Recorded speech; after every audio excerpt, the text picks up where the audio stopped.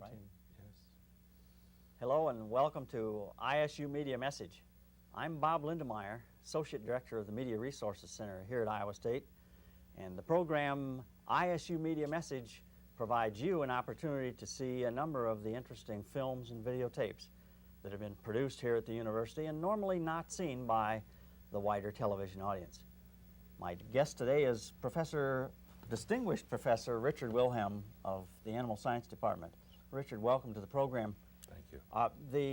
The Art About Livestock exhibition is really an interesting experience for an animal scientist to be involved as the curator in. Tell us about that. It certainly was. We had this art exhibition over at the Brunier Gallery for 3 months in 1990 and started it off with the American Society of Animal Science meetings that were here. It kicked off those meetings, is that it? It did, yeah, and was a big asset for Iowa State. And then ran for 3 months. Yeah. And during that time, how many people saw the exhibition? 16,441 people. Okay. It kind of triggered a response in the state of Iowa. And among other things, one of the responses was the videotape that we produced about the exhibition. It was. Let's introduce it now and give our audience a chance to see it, and when we come back, we'll talk some more with Richard Wilhelm. Here it is, ladies and gentlemen, Art About Livestock.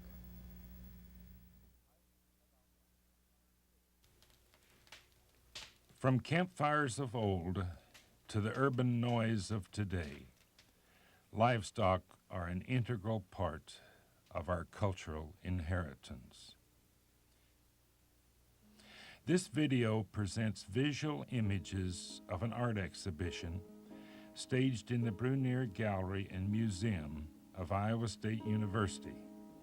It opened in conjunction with the national meetings of the American Society of Animal Science in the late summer of 1990.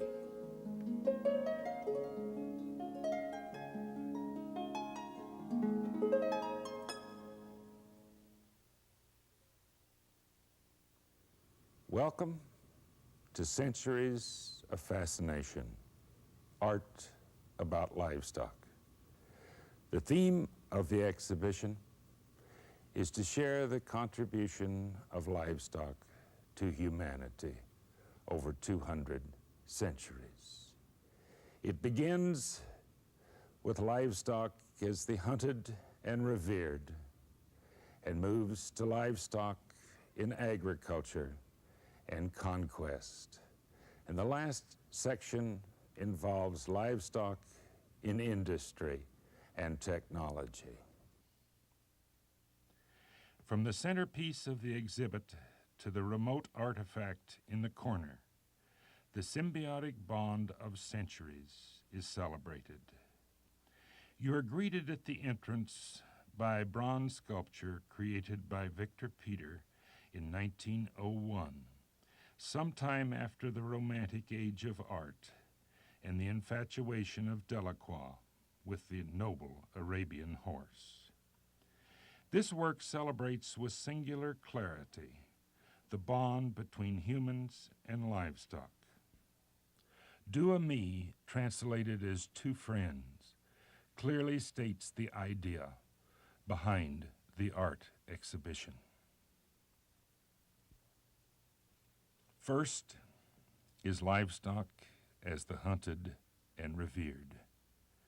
Guarding the entrance to this area stands the bull in defiant stance. It is a large bronze sculpture by Isidore Bonheur, the brother of Rosa. The majestic beast embodies all the character of the ferocious bull protecting his harem that caused ancient hunters who were at the apex of the food chain in a fierce ecosystem to hold the bull in great awe and emulate his spirit by making him the totem animal of many clans. Great awe and admiration of the hunted was recorded on cave walls deep in the womb of Mother Earth. This admiration for the hunted appeared in the art that surrounds the worship, mythology, and icons of humans. The legions of Rome worshiped the bull in the Mithraic religion, an old Persian myth. The statue depicts the primordial fertility rite, whereby Mithra gave new life to the world, while the bull received divinity and became the guardian of the herds. This soldier's religion was supplanted with the Christian that used the Greek Good Shepherd statue to visualize the parable of the lost sheep. And when he had found it, he lays it on his shoulders, rejoicing.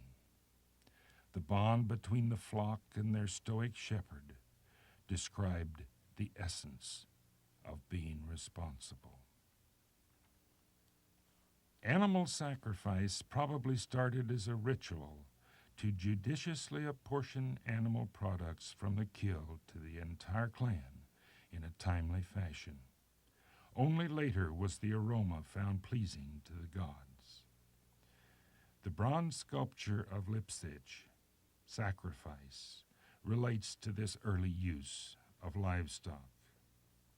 In the mythology of Western culture, livestock added dimension of understanding to the distilled wisdom that explains nature and defines human relationships as understood by the particular culture. The myths of many cultures in the Near East make reference to the Garden of Eden before the agricultural bondage to seeds, soil, and the seasons. These cultures also had versions of the Great Flood. No exhibition about livestock would be complete without a work like Noah and the Animals by Bonnazone, engraved in 1544. Philandering is defined in The Rape of Europa by Lesueur. The myth is prophetic, since Europe, which received her name, has been raped by near continual war. The myth of the Golden Fleece, sought by Jason and the Argonauts, probably relates to the use of pelts to trap gold in the streams of Lydia. Medea sacrificing a ram by Bovin relates part of the myth. The idea of the Golden Fleece will reoccur.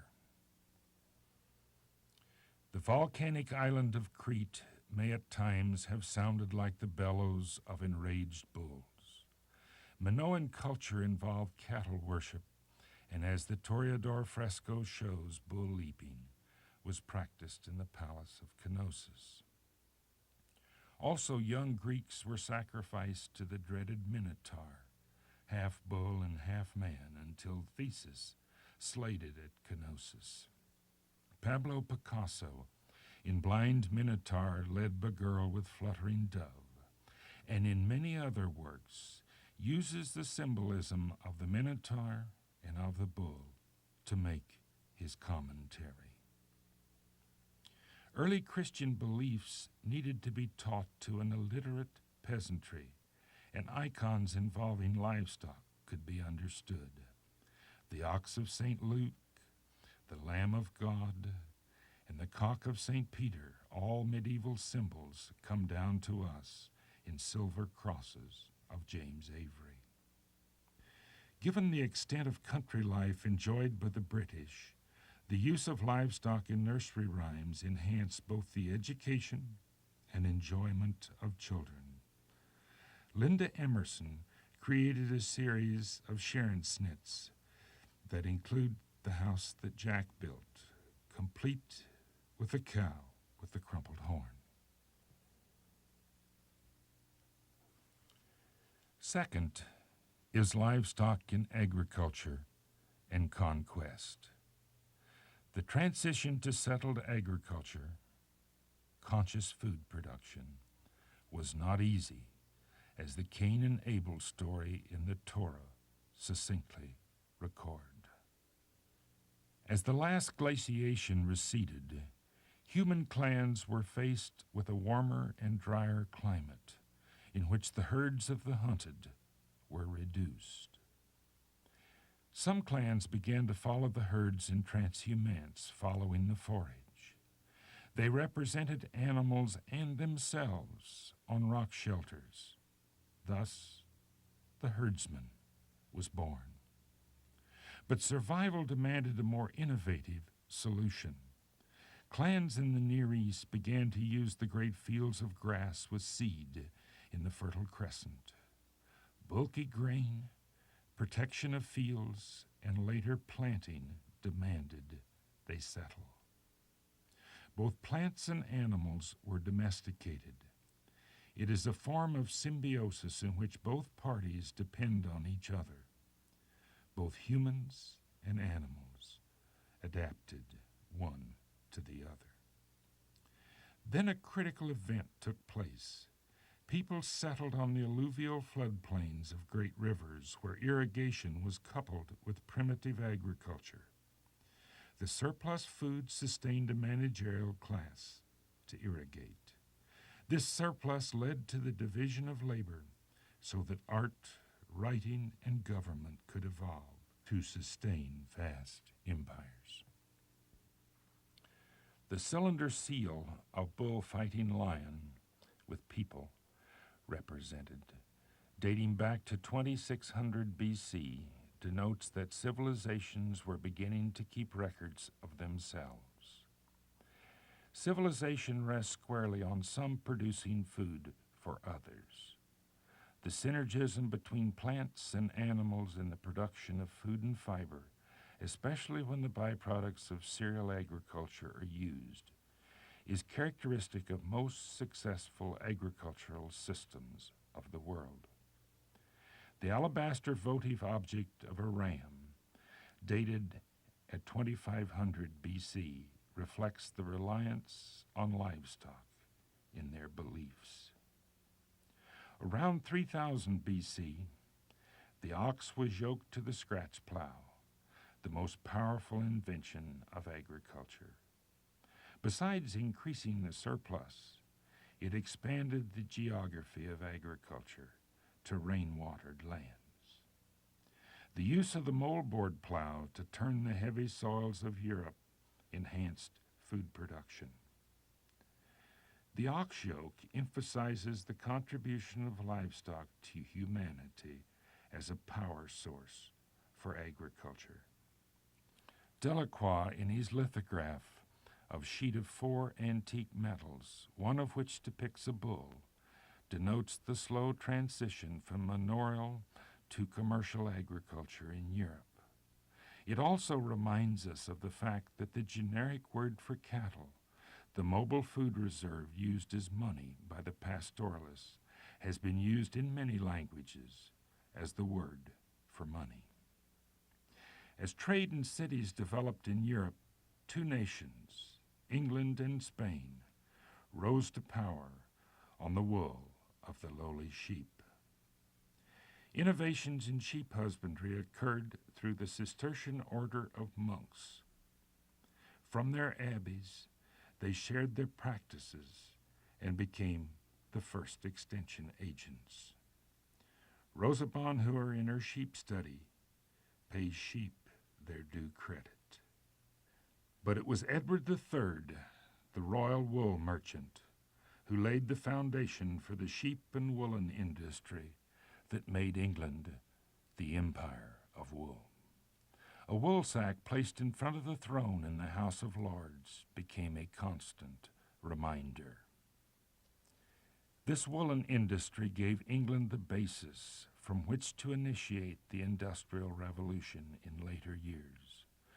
The medieval guild symbol for the woolen trade was the golden fleece, which is now the logo of Brooks Brothers for fine woolens. It goes back to the Greek mythology. Midday by John Linnell of English sheep production is in sharp contrast with the bronze statue of merino sheep by Monnier. The Reconquista of the Iberian Peninsula from the Moors was essential because the fine wool merinos were transhumants. The monopoly on these sheep and the protection of this industry was accomplished by the Mesta of Shepherds, the first livestock protection organization. The importance of wool to Europe is indicated by the golden fleece hanging around the neck in the portrait of Emperor Maximilian by Dreux. But Spain did not develop a woolen industry and stands in stark contrast to England. Medieval manuscripts use sheepskin, and even today one graduates with a sheepskin or a diploma. The charter of Phi Kappa Phi for Iowa State College is a sheepskin. Empires are sometimes represented by livestock images.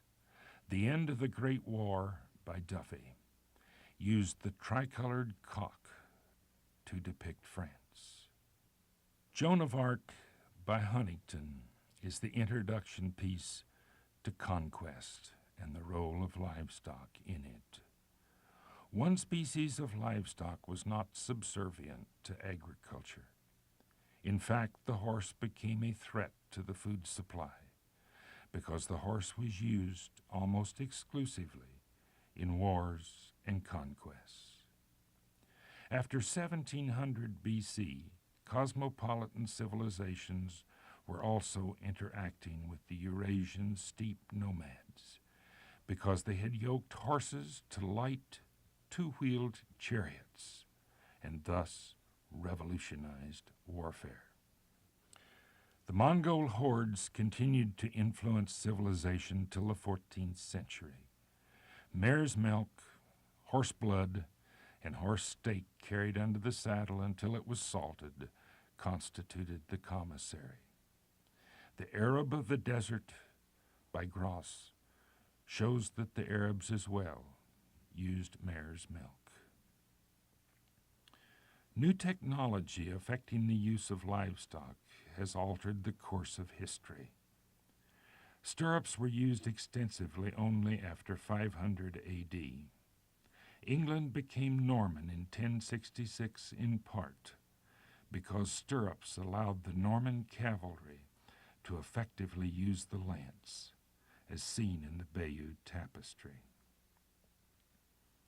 In 1415, at the Battle of Agincourt, French chivalry was beaten by the Welsh longbow, and even though Joan of Arc, standing in her stirrups, rallied the French, the era of the invincible knight was over.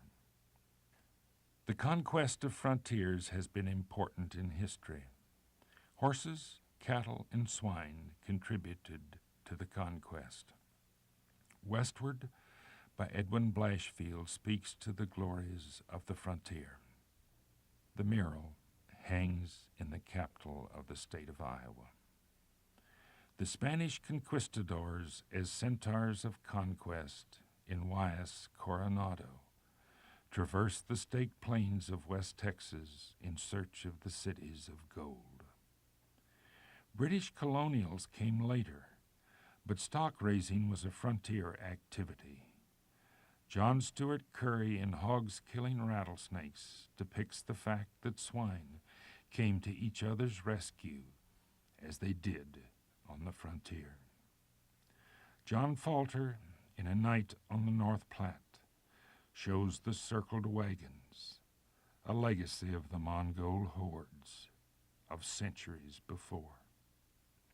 After the Civil War, the age of empire swept the United States. The opening of the Great Plains by the cattle barons and the linking of product with demand for meat for the millions as our nation industrialized produced the most enduring folk legend of modern times, the cowboy. Both Charles Russell in Night Herder and Frederick Remington in The Bronco Buster give us the romance of the cowboy. Third is livestock and industry and technology. The Industrial Revolution began in Great Britain and built upon the woolen industry. Urbanization created vast markets for livestock products. Josiah Wedgwood, who produced low-cost creamware for the masses, as well as the Pegasus plate, exemplifies the industrial giants of the age. Opening up 400 million acres of farmland for livestock and grain production on the Great Plains appears in Grant Woods, Breaking the Prairie Sod, a mural in the Parks Library of Iowa State University. Railroads after 1830 changed livestock agriculture. Thomas Benton in The Race notes the analogy of the iron horse. But the work of Joseph Pennell of trains coming in and going out of the largest stockyards in the world, Chicago, shows the stock cars coming in and the refrigerator cars going out. Just prior to the Industrial Revolution in Britain, country gentlemen following the lead of Robert Bakewell began to weld breeds of livestock together. Wood gave us a portrait of longhorn cattle of the Dishley estate, where Bakewell worked. But Thomas Bewick, an artist of the time, lost portrait commissions because he depicted the stock exactly as they were, not as the breeders wished them to be. The Standing Bull by Isidore Bonheur was the last judging team trophy at the International. The sculptor created the first trophy, the Bull in Defiance stance, and the last. Scientifically formulated feed filled the sacks used by Robert Rauschenberg in his collage titled Hog Chow.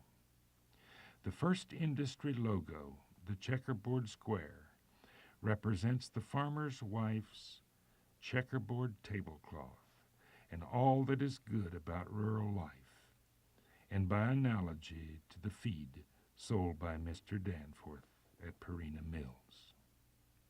Consider now the centerpiece of the exhibition. These three works compose the essence of art about livestock. Bakewell on his cob again expresses the central idea of the bond between humans and livestock. Bakewell toured England on his horse, the cob, to select breeding animals for his programs of improvement in horses, cattle, sheep, and swine. None of the breeds he recorded in the Dishley Society that he founded in 1783 are popular today. But he is the father of conscious livestock improvement since he initiated the pedigree breeding system, which was used to weld together all the British breeds of livestock on the eve of the Industrial Revolution that began in England. The blue horse is rearing, yet there is no fear registered. Marc Chagall was raised in a Russian peasant community before moving to France. The blue horse recognizes the memories of growing up with livestock. But the blue horse can be the start of fresh memories of encounters with livestock and those who are responsible for them. The bronze bull is powerful as he strikes out toward the unknown. This work speaks to the relationships between humans and the ferocious guardian of the herd, from the caves of the hunter to the times ancient herdsmen worshipped him, and onward to today. This bronze sculpture was one of the three bronze bulls that were the coveted livestock judging team trophies of the largest livestock exposition in the world. The art you have just experienced speaks for itself, just as a very close-mouthed Bakewell once said about the livestock he bred. Although livestock agriculture contributes synergistically to our global food production system, it has been our urge to create that has given us such a rich cultural heritage on which to build. Within our diverse humanities resides a beautiful account of the bond between humans and livestock of centuries. It has been shared with us in this art exhibition.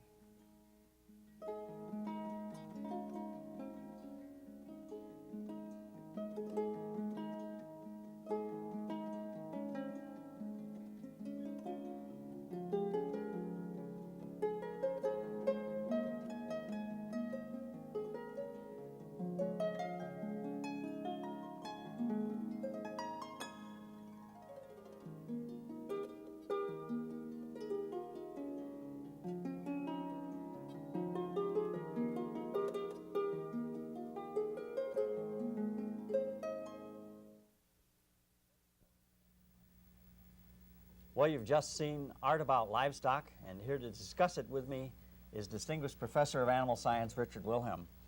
Dick, the experience of producing that art exhibit must have been lots of fun, really, wasn't it? It really was, yeah. We had help from all over the university.